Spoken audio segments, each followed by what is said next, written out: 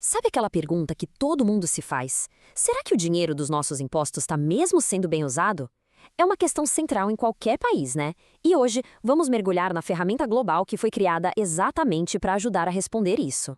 Pois é, essa dúvida mexe diretamente com a vida de todo mundo. Pensa bem, a qualidade da escola do bairro, a eficiência daquele hospital, tudo isso depende de como os recursos, que são de todos nós, são gerenciados.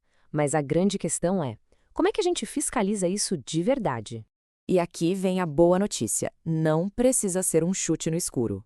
Existe sim uma norma internacional, quase um manual de instruções, que serve de guia para os órgãos de controle do mundo inteiro encontrarem essa resposta. E essa resposta tem nome e sobrenome, ISSI 3000.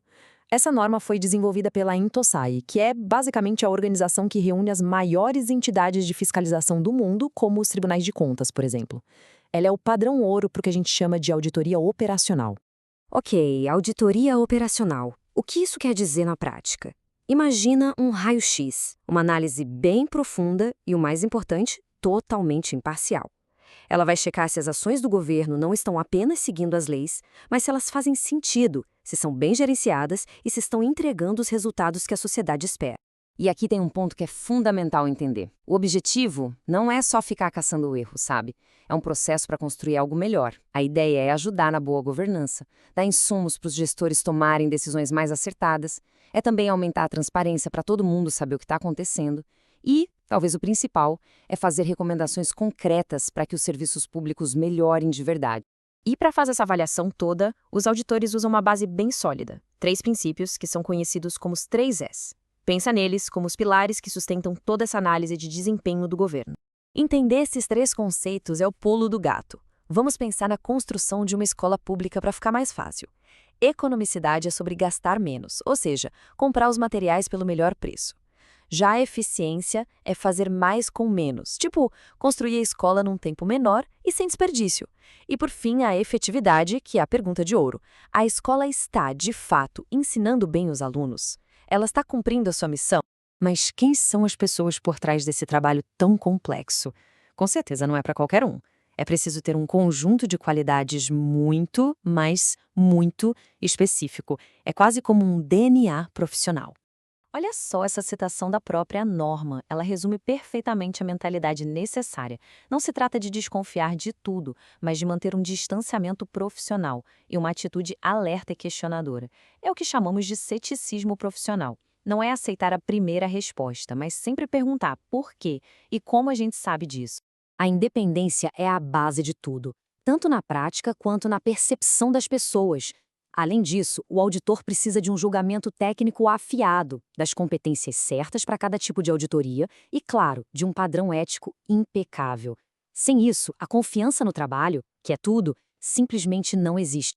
E essas qualidades todas são colocadas à prova num processo super bem estruturado. Tudo começa com planejamento, que é onde se escolhem os temas mais importantes a serem auditados. Depois vem a execução, a hora de ir a campo, coletar dados, provas. Em seguida, o relatório, que tem que comunicar tudo de forma clara.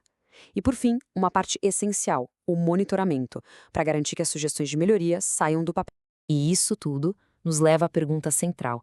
No fim das contas, por que todo esse processo importa? Como é que um documento técnico, um relatório de auditoria, se transforma em algo que melhora a vida das pessoas?